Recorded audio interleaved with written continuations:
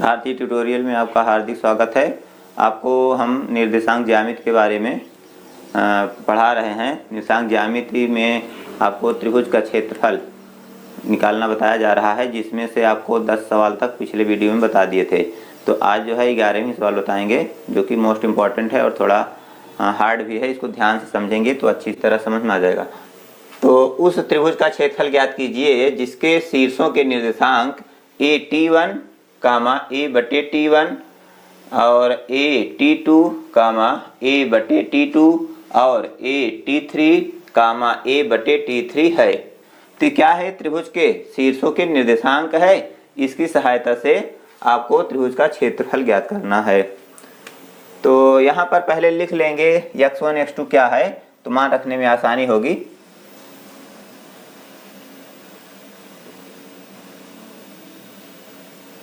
तो x1 बराबर A_T1, x2 बराबर A_T2 और x3 बराबर A_T3।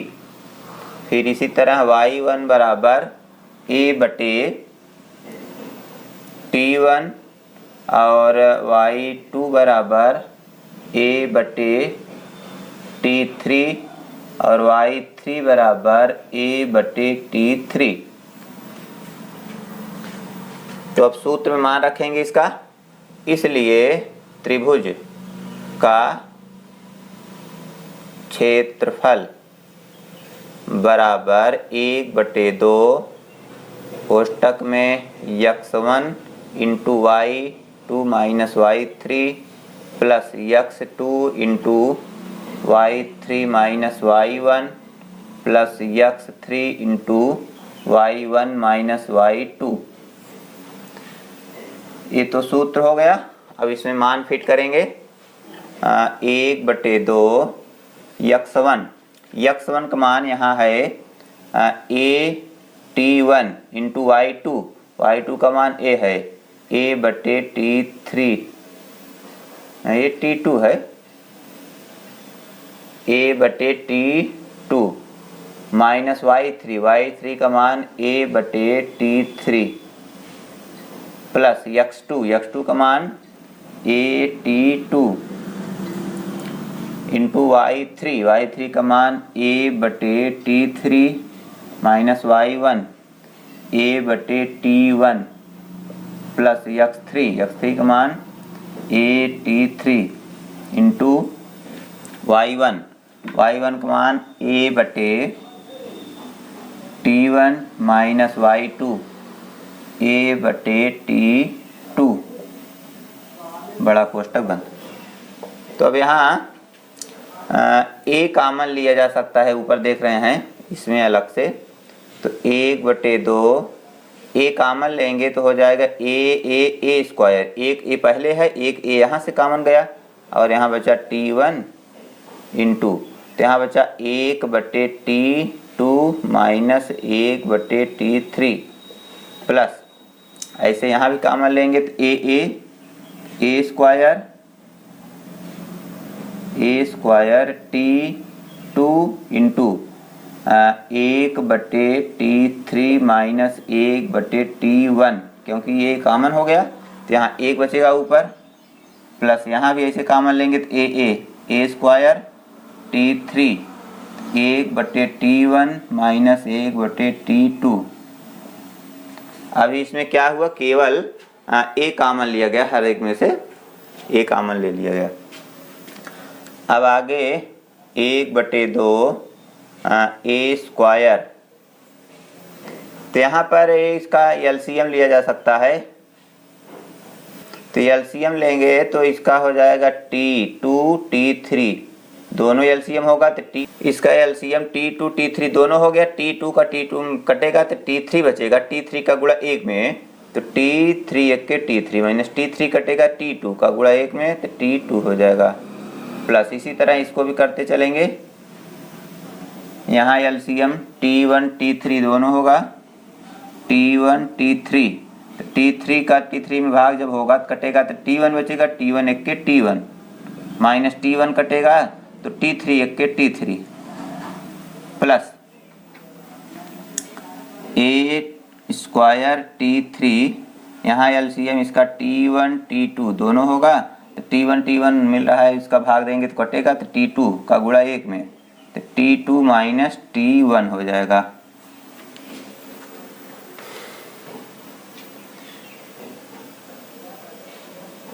बराबर 1/2। ए स्क्वायर देख रहे हैं तीनों पदों में है, तो इसको भी कॉमन लिया जा सकता है, तो बाहर ले लीजिए, हो जाएगा ए स्क्वायर बाहर आया तो अंदर बचा T1 का गुणा इसमें कर देंगे तो हो जाएगा T1 T3 minus T1 T2 बटे T2 T3 प्लस यहाँ पर ए स्क्वायर कॉमन गया, T2 का गुणा इसमें होगा, तो T1 T2 minus T2 T3 बटे T1 T3 प्लस यहाँ भी ये कॉमन गया, T3 बचा तो T3 के अंदर गुणा कर देंगे तो हो जाएगा T2 T3 minus T1 T3 बटे T1 T2।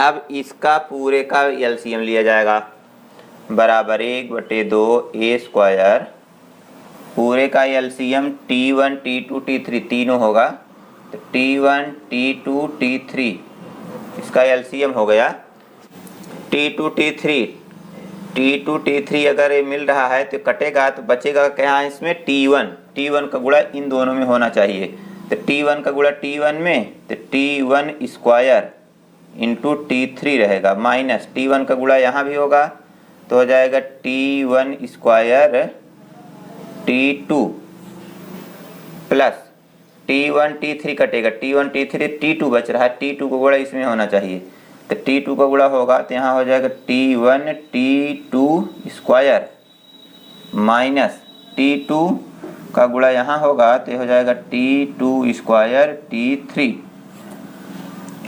प्लस यहाँ T1 T2 ये दोनों मिल रहा है तो कटेगा, T3 बचेगा, तो T3 का गुणा इसमें कर देंगे, तो T2 T3 square minus T1 T3 square, इसका गुणा हो गया। अब यहाँ T1 T2 T3 ये भी बाहर जा सकता है, और इसका जो है चक्रीय व्यंजकों के गुणनखंडन के नियम से इसका गुणनखंड करना होगा,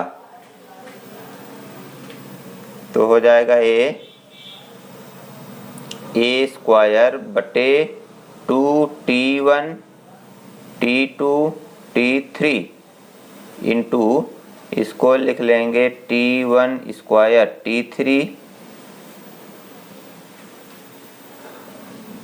इसको घात के घटते क्रम में लिख सकते हैं। मान लीजिए हम T1 स्क्वायर है, T1 स्क्वायर यहाँ है, तो इसको हम यहाँ एक जगह लिख सकते हैं T1 स्क्वायर T2, इसके बाद T1 देखिए यहाँ है और T1 यहाँ है, तो चूंकि हम यहाँ T1 घात 2 ले चुके हैं, तो अब घात 2 के बाद T1 का घात 1 आना चाहिए, इसको थोड़ा समझना पड़ेगा आपको।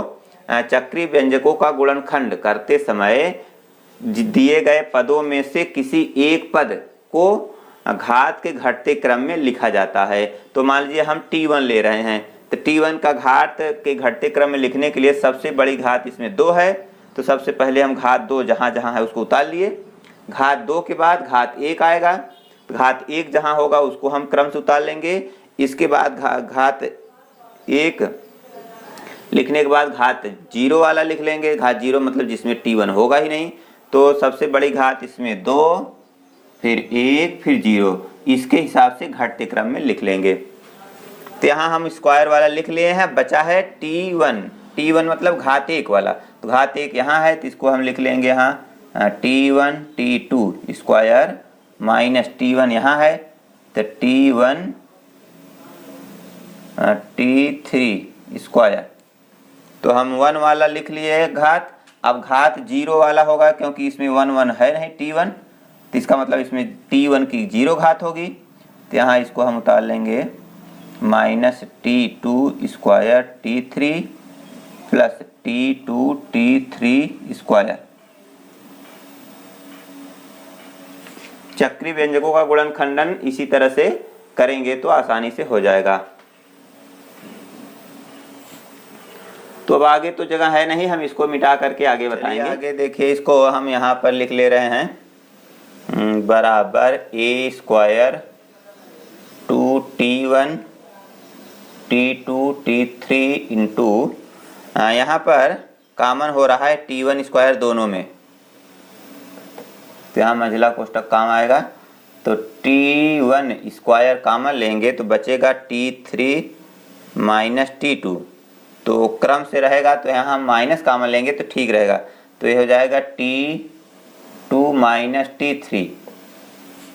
यहाँ इसको समझ लीजिए, क्योंकि 2 3 क्रम से होना चाहिए, चक्रीय क्रम मतलब साइक्लिक ऑर्डर में होने के लिए हमेशा अंक जो है वो क्रम से आने चाहिए। 1 के बाद 2, 2 के बाद 3, 3 के बाद फिर 1, 3 1 2 3 1 2 3, इस तरह से होना चाहिए। तो यहाँ T3 माइनस T1 आएगा तो थोड़ा उल्टा रहेगा, इसको अभी से बनाते चलेंगे, इसलिए यहाँ माइनस कॉमन लिया गया। जब माइनस कॉमन लेंगे तो माइनस है प्लस हो गया, और ये प्लस था माइनस हो गया, और यहाँ T1 कॉमन हो रहा है, तो यहाँ हम कॉमन लेंगे T1 कॉमन लेंगे तो बचा क्या, T2 square minus T3 square, ये हो गया। अब यहाँ पर कॉमन देखिए क्या हो रहा है, T2 T3 वही है, तो दोनों कॉमन हो जाएगा, माइनस T2 T3 दोनों कॉमन होगा, तो यहाँ बचेगा T1 स्क्वायर है तो T2 स्क्वायर है तो एक तो T2 बचेगा, और यहाँ T3 स्क्वायर है तो अंदर T3 बचेगा, क्योंकि T3 दो बार है, एक बार कॉमन गया, एक बार अंदर बचा।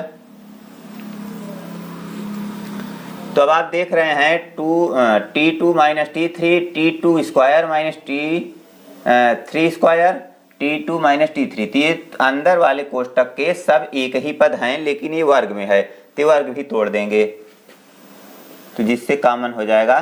तो a स्क्वायर बटे T2 T1 T2 T3 into minus T1 square T2 minus T3 plus T1 into, यहाँ वर्गांतर लगाएंगे तो हो जाएगा T1 minus T2 minus T3 एक कोष्टक में, T2 प्लस T3 एक कोष्टक में।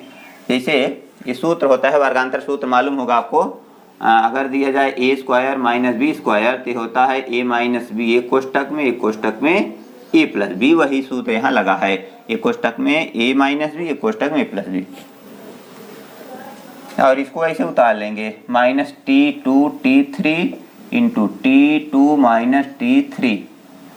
इस लाइन में क्या हुआ, केवल हम वर्गांतर लगाए हैं और सब अपनी जगह वैसे उतर गया है। अब आपको ध्यान देना होगा, यहाँ T2 minus T3 T2 minus T3 T2 minus T3 प्रत्येक पद में है, तो इसको कॉमन लिया जा सकता है। तो इसको कॉमन लेंगे तो बाहर हो जाएगा कोष्टक के, तो हो जाएगा a square into T2 minus T3 बटे 2T1 T2 T3, और यहाँ बचा क्या, minus T1 square plus T1 और a, तो हो जाएगा T1, यहाँ बचेगा a तो इसका गुणा भी होना चाहिए, T2 plus T3 minus T2 T3, ये वाला तो कॉमन चला गया तो बचा यही।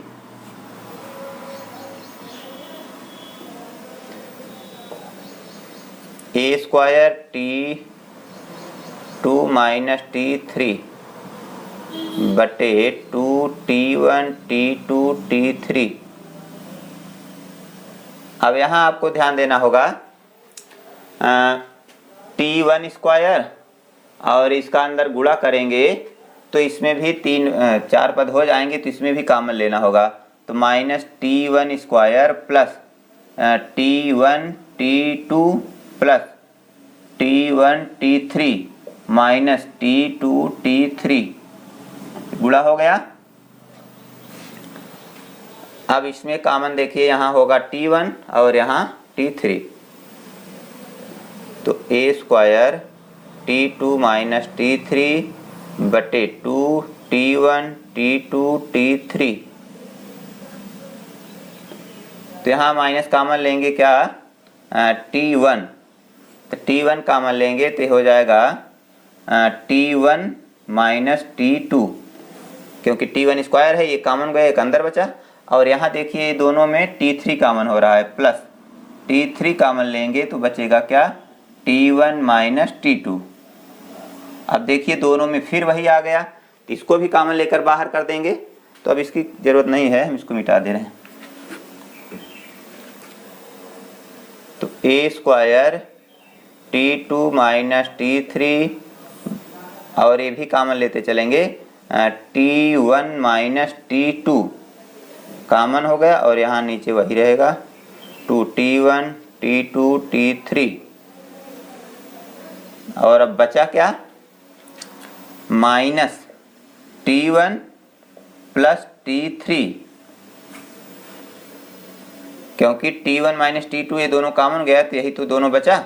अगले कोष्टक बस गुणनखंड हो गया। अब इसको हम क्रम से लिख लेंगे, तो हो जाएगा a square T1 minus T2, पहले क्रम से करेंगे, तो T1 माइनस T2, फिर T2 माइनस T3 और इंटू T3 माइनस T1। देखिए चक्री क्रम में हो गया ये, और नीचे रहेगा 2, या पूरे बटे नहीं करेंगे तो भी चलेगा, बटे 2T1 T2 T3, ये गुणनखंड हो गया। तो चक्री क्रम क्या होता है आपको समझ में आ गया होगा, चक्री क्रम के हिसाब से गुणनखंड करना। तो T1 minus T2, T2 minus T3, T3 minus T1, तो चक्री क्रम यही होता है। चक्री क्रम यहाँ एक वृत्त से समझ सकते हैं, जैसे यहाँ x है और यहाँ y है और यहाँ z है, तो x के बाद y आएगा, y के बाद z और z के बाद x। इसी तरह अगर यहाँ 1 है, यहाँ 2 है, यहाँ 3 है, तो 1 के बाद 2 आना चाहिए, 2 के बाद 3, 3 के बाद 1, तो 3 के बाद 1, तो यही है 3 के बाद 1। तो चक्री क्रम का ऑर्डर यही होता है। तो बहुत पहले कक्षा 10 में चक्री व्यंजकों का गुणनखंड एक चैप्टर हुआ करता था, तीसरा चैप्टर, लेकिन अब वो सिलेबस से हटा दिया गया है, इसलिए ये थोड़ा आपको दिक्कत कर सकता है। तो इसको एक बार अभ्यास कर लेंगे तो अच्छी तरह समझ में आ जाएगा। इसमें इंपॉर्टेंट क्या है, गुणनखंड करते समय घात के घटते क्रम में लिखा जाएगा, किसी एक पद के घात के घटते क्रम में लिख लेंगे तो अपने आप वो गुणनखंड आसानी से हो जाएगा। तो आशा है कि आपको ये समझ में आ गया होगा।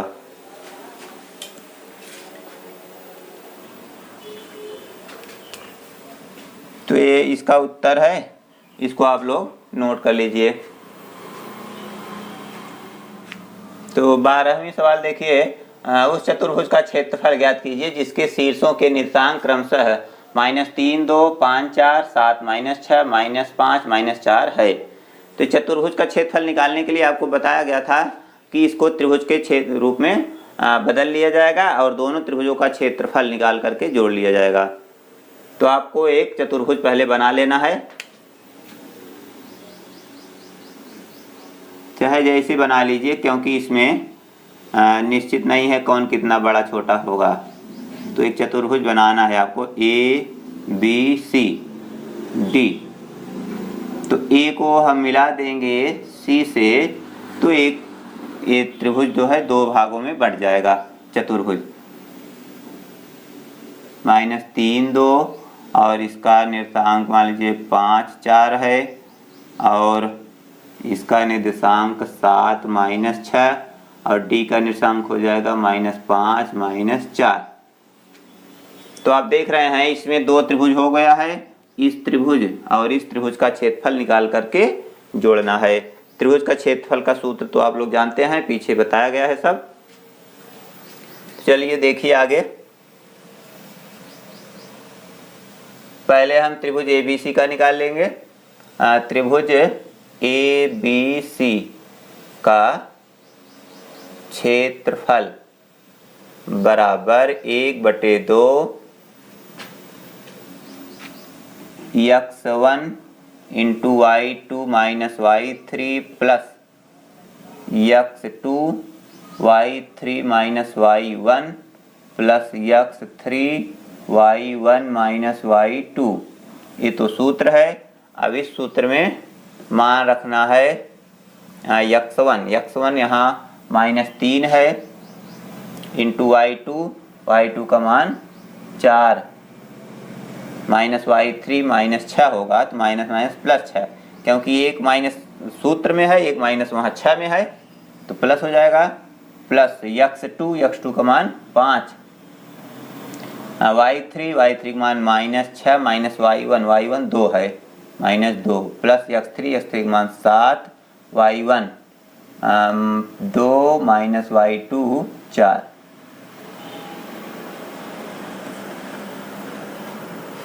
अब इसको हल कर लेंगे।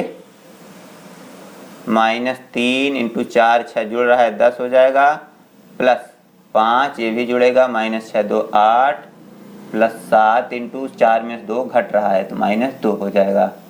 माइनस क्यों? क्योंकि 4 2 में 4 बड़ा है तो 4 का चिन्ह माइनस है इसलिए आगे माइनस बढ़ेगा। 1/2 इसका गुणा करेंगे 3 दहम्मा 30 माइनस 5 अठे 40 माइनस 7 दूनी 14।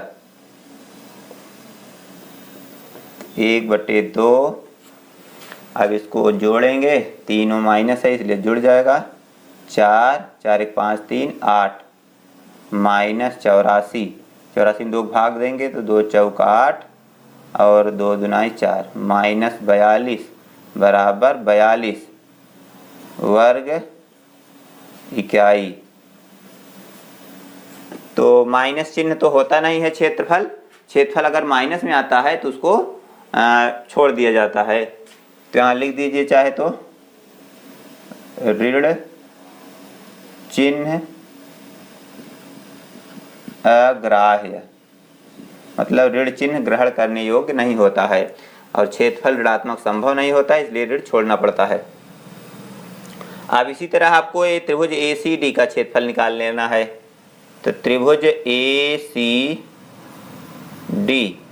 का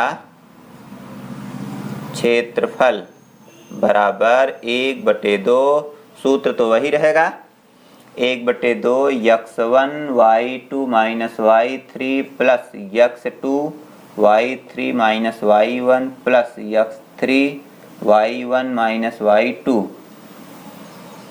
1/2 x1 -3 रहेगा -3 y2 का मान -6 माइनस y3 का मान -4 माइनस माइनस प्लस 4 हो जाएगा, प्लस x2 का मान 7 into y3 -4 minus y1 2 plus x3 का मान -5 रहेगा तो यहाँ -5 into y1 2 minus minus plus 6 y2 का मान माइनस माइनस प्लस हो गया। अब इसको हल करेंगे तो हो जाएगा -3 और -6 4 देख रहे हैं घट रहा है तो 6 में 4 घटेगा -2 हो जाएगा, प्लस 7 -4 -2 -4 2 6 -5 6 2 8 ये हो गया 8।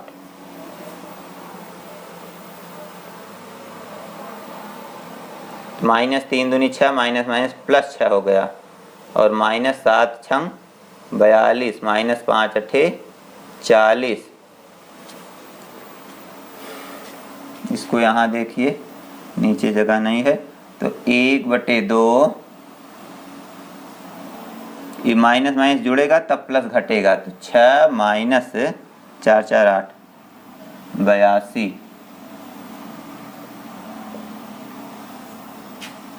1/2 इसको घटाएंगे तो 12 में 6 घटेगा 6 और यहाँ बचा 7 -76 तो 2 किस में भाग देंगे तो 2 तिहाई 6 2 8 16 -38 बराबर 38 वर्ग मात्रक ऋण चिन्ह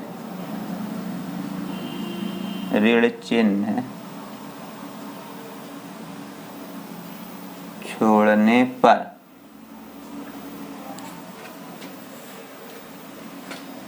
अड़तीस वर्ग मात्रक। तो आपको चतुर्भुज का क्षेत्रफल बताना है।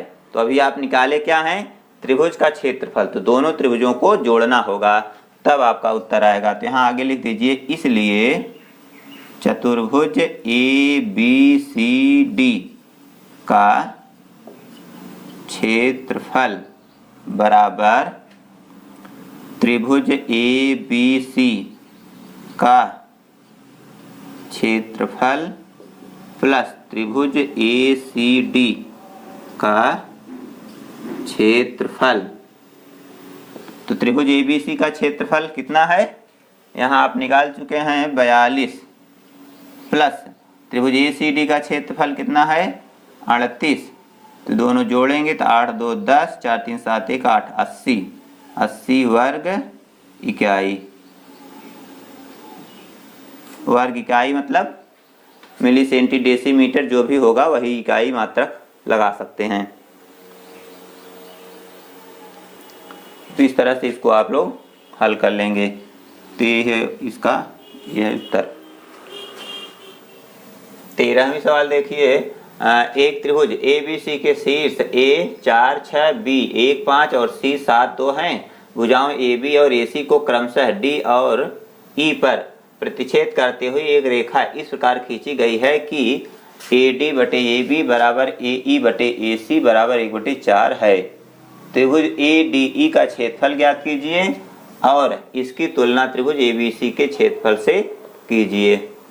तो यहाँ पर आपको एक त्रिभुज ABC दिया गया है, यहाँ E है। तो त्रिभुज ABC पहले बना लीजिए।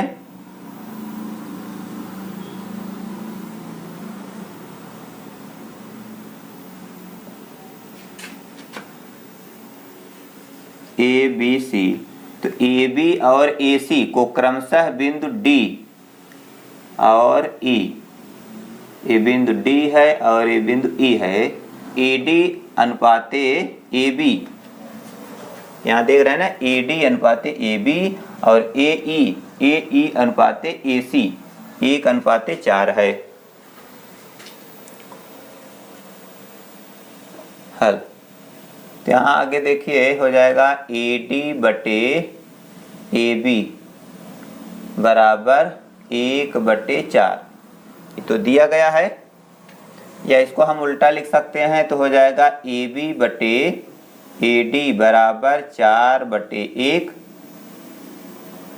AB को लिख सकते हैं AD प्लस DB या BD, ये पूरा है AD प्लस BD बटे AD 4/1। तो इसको अगर अलग करेंगे तो हो जाएगा AD बटे AD प्लस BD बटे AD बराबर 4/1। तो AD से AD कटेगा तो बचा क्या, 1 प्लस BD बटे AD बराबर 4/1। 1 उधर जाएगा तो BD बटे AD बराबर 4 - 1/1 रखेंगे तो ठीक रहेगा। BD बटे AD बराबर 4 में से 1 घटा 3/1। 3/1 मतलब 1/3। इसलिए AD बटे BD बराबर 1/3 या AD अनुपाते BD बराबर 1/3। तो इसका जो है अनुपात 1 और 3 हो गया। तो अब इसमें अंतर विभाजन सूत्र से हम बिंदु D और इसी तरह बिंदु E भी वही होगा, तो D और E का निशान निकाल सकते हैं। तो आगे यहाँ लिख देंगे इसी प्रकार AE अनुपाते EC बराबर 1/3 होगा। इसलिए अंतः विभाजन बिंदु D के निर्देशांक x बराबर m1 x2 plus m2 x1 बटे m1 प्लस m2। तो यहाँ ऊपर अभी निर्देशांक नहीं लिखा गया, लिख लेते हैं। ए का निर्देशांक कितना है 4 6 और B का है 1 5 और C का 7 2 और इस तरह y का भी लिख लेंगे। y बराबर m1 y2 plus m2 y1 बटे m1 प्लस m2। तो m1 का मान यहाँ 1 गुणे x2 का मान 1 प्लस m2 3 गुणे x1 4 बटे m1 प्लस m2 1 प्लस 3।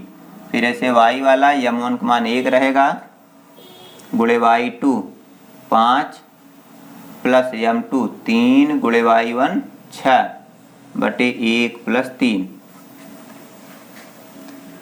तो x बराबर 1 करने में 1 प्लस 3 चौक 12 बटे 3 1 4। फिर y बराबर 5 1 5 प्लस 3 6 18 बटे 4। तो x बराबर 12 1 13 बटे 4 और y बराबर 18 5 23 बटे 4। तो बिंदु D के निर्देशांक मालूम हो गए। अब आपको बिंदु E के निर्देशांक निकालना होगा तथा बिंदु E के निर्देशांक x बराबर m1 x2 plus m2 x1 बटे m1 प्लस m2 और y बराबर m1 y2 plus m2 y1 बटे m1 प्लस m2। तो x बराबर m1 का मान 1 गुणे x2 का मान 7 प्लस m2 3 x1 6 x1 4 है बटे m1 1 प्लस 3 m2। फिर y बराबर m1 1 y2 2 plus m2 3 y1 6 बटे m1 1 प्लस m2 3।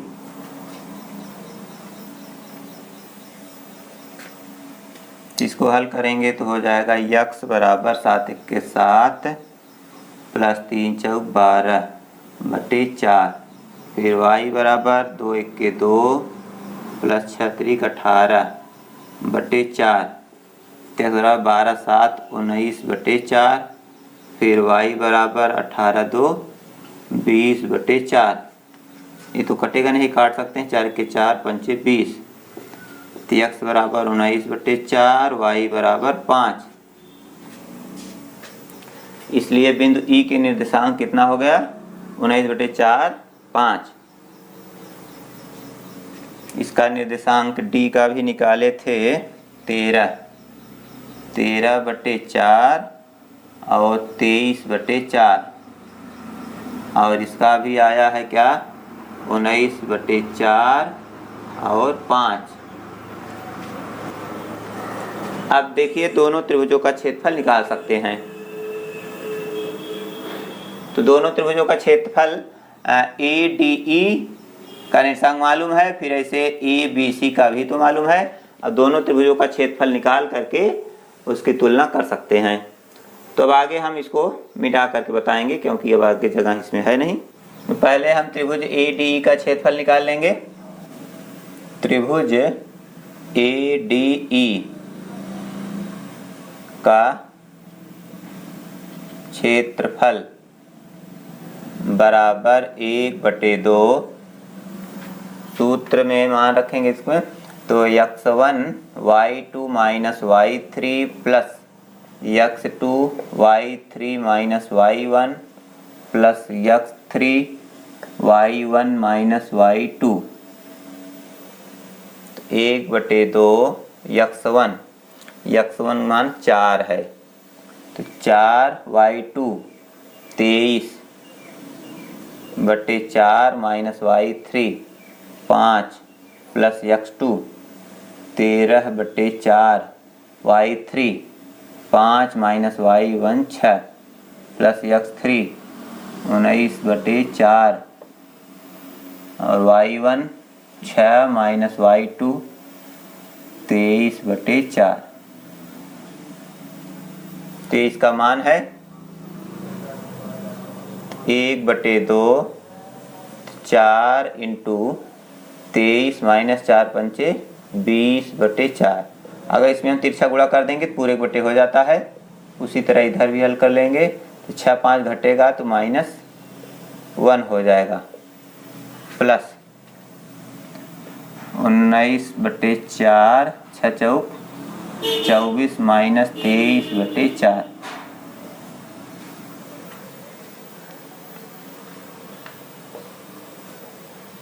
तो 4 4 कट सकता है। 1/2 23 20 घटा बचा 3 प्लस माइनस माइनस 13 के 13/4 प्लस फिर यहाँ 19/4 और यहाँ बचा कितना 1/4। 1/2 3 माइनस 13/4 प्लस 19/4 चौक 16। इसका एलसीएम 16 हो जाएगा। 16 तियाँ 48 माइनस 4 चौक 16 4 बार 13 चौका 52 प्लस 19। 16 में 16 भाग जाएगा एक बार तो 1 का गुणा 19 करेंगे तो 19 ही रहेगा। तो 1/2 अब ये माइनस घटेगा प्लस वाला जुड़ेगा तो 9 8 17 4 1 5 1 6 माइनस 52/16। तो 1/2 तो 7 में 2 घटेगा 5 6 में 5 घटेगा 1/16। तो 15/16 दूनी 32। इतना हो गया वर्ग मात्रक। तो पहले त्रिभुज का बड़े वाले त्रिभुज का निकालेंगे। इसी तरह त्रिभुज ABC का क्षेत्रफल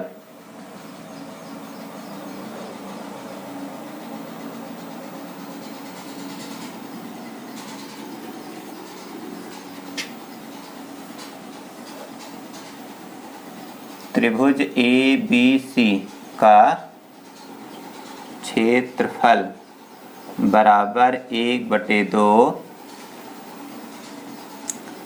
x1 y2 minus y3 plus x2 y3 minus y1 plus x3 y1 minus y2